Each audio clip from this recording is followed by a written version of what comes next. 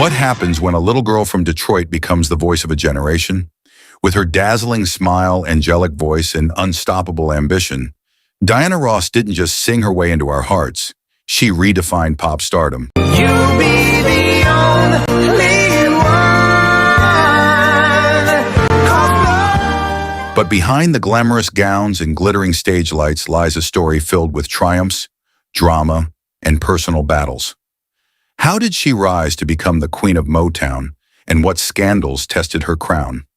Stay tuned as we uncover the extraordinary journey of Diana Ross, the supreme diva of soul and pop. Diana Ernestine. Earl Ross was born on March the 26th, 1944, in Detroit, Michigan, during a time when racial segregation shaped every aspect of life. She grew up in the Brewster Douglas housing projects, one of the poorest neighborhoods in the city. Despite their modest means, the Ross family was tight-knit and filled with love. On the good things, and I even work on focusing on the better parts of things. You know, things that are... Her mother, Ernestine, worked tirelessly to provide for her children, instilling values of hard work and perseverance that would shape Diana's future. From an early age, Diana showed a flair for fashion and a passion for music. As I see reflected, I heard scorn, rejected love child. Never... She dreamed of becoming a designer, sketching dresses and imagining herself as a trailblazer in the world of style. However, fate had other plans. Her neighbor Smokey Robinson introduced her to Motown founder Berry Gordy when she was just a teenager. With stars in her eyes, Diana auditioned for Gordy, and he saw something special, something that would change the course of music history.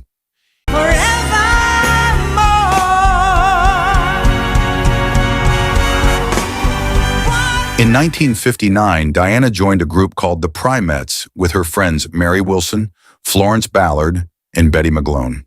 The girls were young, eager, and determined to make it big. After relentless persistence, Motown signed them in 1961 and renamed them the Supremes. Their early years were fraught with struggle. They recorded several singles that flopped, earning the nickname No-Hit Supremes around the Motown offices. But Diana's determination never wavered. She practiced tirelessly, honed her stage presence, and learned the art of charm. Then, in 1964, everything changed. Where Did Our Love Go became their first #1 hit. Oh, please don't leave me all by myself. Diana's soft, sultry lead vocals captivated audiences, and the Supremes quickly became America's sweethearts. Over the next few years, they released a string of chart-topping hits, including Baby Love, Stop, In the Name of Love, and You Can't Hurry, Love. I've got the month of May. I guess. These songs not only defined an era, but also broke barriers by making the Supremes the first black female group to achieve mainstream pop stardom. Their polished image and crossover appeal made them global sensations. The Supremes performed at prestigious venues like Carnegie Hall and appeared on major television shows, introducing white audiences to black musical talent in ways previously unimaginable. Yet beneath the surface, tensions simmered within the group. As Diana's star rose, tension brewed behind the scenes. Berry Gordy took a special interest in her, grooming her for solo success. His decision to spotlight Diana as the lead singer caused friction within the group, particularly with Florence Ballard, whose powerful voice had once been the group's foundation. Ballard felt overshadowed and marginalized, leading to resentment that ultimately fractured the group's dynamic. By 1967, the group was renamed Diana Ross and the Supremes, a move that cemented Diana's dominance but strained friendships beyond repair. Ballard was eventually replaced due to personal struggles, and while the hits continued, the original magic faded. This period marked both the height of the Supremes' fame and the beginning of its decline.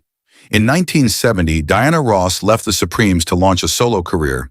Her debut single, Ain't No Mountain High Enough, was a smash hit, earning her a Grammy nomination and establishing her as a solo superstar.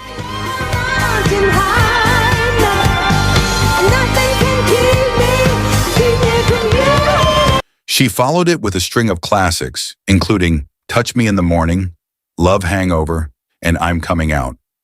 Each song showcased her versatility and emotional depth, proving that she could hold her own without the backing of a group.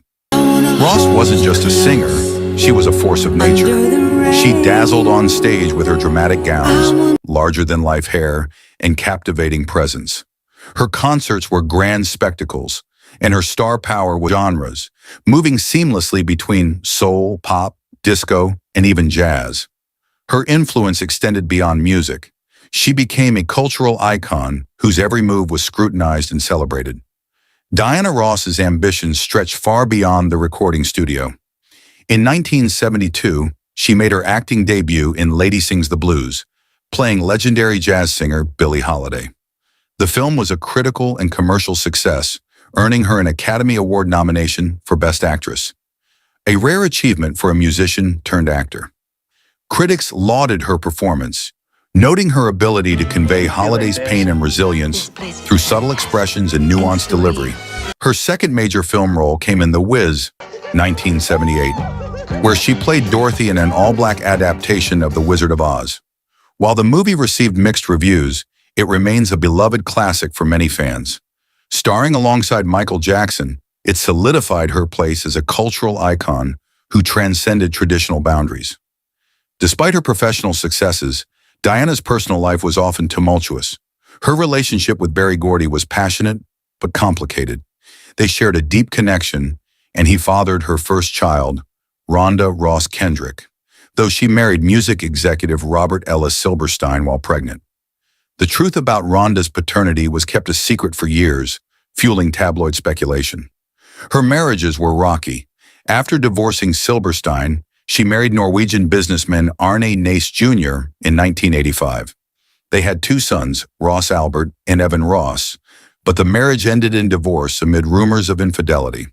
Throughout these challenges, Diana maintained her public persona as a poised and elegant performer, though insiders spoke of her fiery temper and demanding nature. Diana's temper and diva antics became the stuff of legend. Stories of her demanding behavior, clashes with fellow artists, and infamous outbursts circulated widely. One notable incident occurred in 1999 when she was arrested for assaulting a security guard at London's Heathrow Airport. Though the charges were later dropped, the event added to her reputation as a high-maintenance star.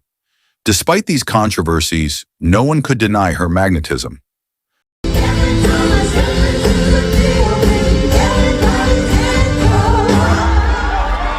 Fans adored her larger-than-life personality and unmatched talent. Even detractors acknowledged her contributions to music and entertainment. Her ability to reinvent herself kept her relevant across multiple decades. Diana Ross's career spans 6 decades, and her influence on music and fashion is immeasurable. Some of her most iconic moments include Endless Love with Lionel Richie. Released in 1981, this duet became one of the best-selling love songs of all time. Upside Down and I'm Coming Out. These tracks revitalized her career in the 1980s, showcasing her versatility and adaptability. Fashion icon, her glamorous looks inspired generations of artists, from Beyoncé to Jennifer Lopez. Her bold choices set the standard for what it meant to be a true diva. In recognition of her achievements, Diana Ross has received numerous accolades. Inducted into the Guinness Book of World Records in 1993 as the most successful female music artist of all time. Received a Grammy Lifetime Achievement Award in 2012. Honored with the Presidential Medal of Freedom in 2016 by President Barack Obama. Despite rumors of feuds, Diana reunited with the Supremes in 2000 for a short-lived tour. Though it ended in controversy over pay disputes, it reminded the world of the magic they once created. To this day, the Supremes remain one of the most influential groups in music history, thanks in large part to Diana's leadership and vision. Even in her 70s, Diana Ross remains a star. Her performances continue to draw crowds, and her influence on music, fashion, and pop culture remains as potent as ever. She's a living legend, a true queen of Motown. Diana Ross taught us that dreams are meant to be chased, crowns are meant to be worn, and life is meant to be lived supremely. From her humble beginnings in Detroit to her status as a global icon, she has inspired millions with her talent, resilience, and unwavering confidence. What's your favorite Diana Ross moment? Tell us in the comments, and don't forget to like, share, and subscribe to the Crown Chronicles for more inspiring stories of Black royalty who shaped history.